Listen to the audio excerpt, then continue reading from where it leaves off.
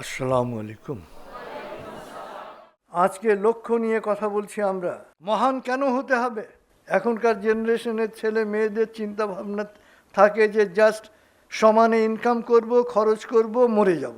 আরে মরে তো যাবেন, মরে কোথায় যাবেন এটা তো আপনাকে চিন্তা করতে হবে যে মরে যাব, যে কোথায় যাব। যাব, ঠিক আছে, কোথায় যাব? এবং আপনারা এটা মনে করেন যে এখনকার জেনারেশনের ছেলে মেয়েদের চিন্তা ভাবনা জাস্ট সমানে ইনকাম করব, খরচ করব, মরে যাব। এই চিন্তা ভাবনা আদিম যুগ থেকেই ছিল, যে খাও দাও, ফুর্তি করো এবং দফা হয়ে যাও, মরে যাবা তুমি। আরে মরে তো যাব, নরকে যাব না স্বর্গে যাব, ভালো জায়গায় যাব না খারাপ জায়গায় যাব, যেতে হবে। আপনি যাবেন, কিন্তু কোথায় যাবেন সেটা তো আপনাকে বুঝতে হবে। আপনি যদি ভালো কাজ করেন তাহলে আপনি ভালো জায়গায় যাবেন, আর যদি খারাপ কাজ করেন খারাপ জায়গায় যাবেন। আপনি যা করবেন সেটার ফল আপনি পাবেন। তো আমরা ভালো জায়গায় যেহেতু যেতে চাই, যেহেতু মরতে হবে। যারা বিলিয়ন বিলিয়ন ডলার ইনকাম করেছে তারাও থাকবে না, কারণ এর আগে কেউ ছিল না। বহু বিলিয়নিয়ার মারা গেছে, অনেক বিলিয়নিয়ার তো আত্মহত্যাও করেছে। মরে যাবেন কোথায় এটা ইম্পর্টেন্ট। এবং কোথায় যাব জিনিসটা কিন্তু খুব পরিষ্কার। আমরা প্রার্থনা কি করি?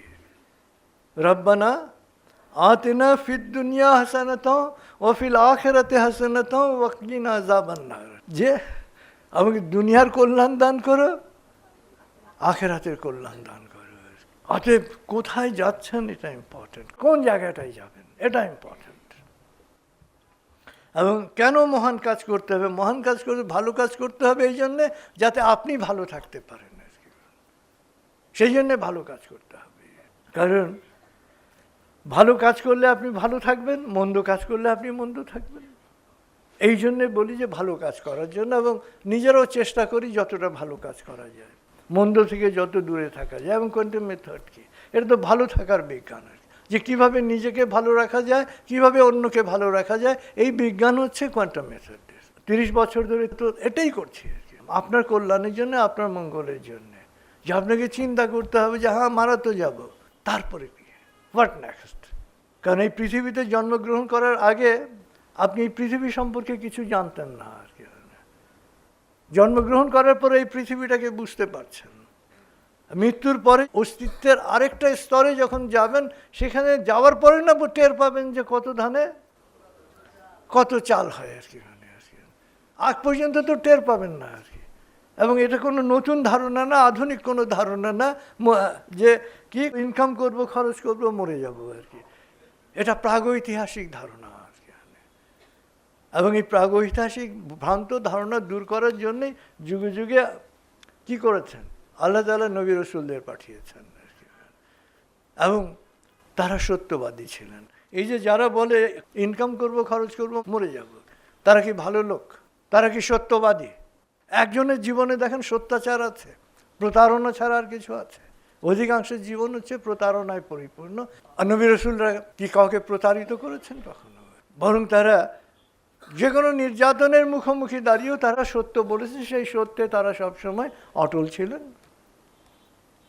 এবং তারা যা বলেছেন, যুগে যুগে হাজার হাজার বছর ধরে যত নবী রাসূলরা যে শিক্ষা দিয়েছেন, যত ধর্মগ্রন্থ এসছে, তার ফাইনাল রূপ হচ্ছে কোরআন।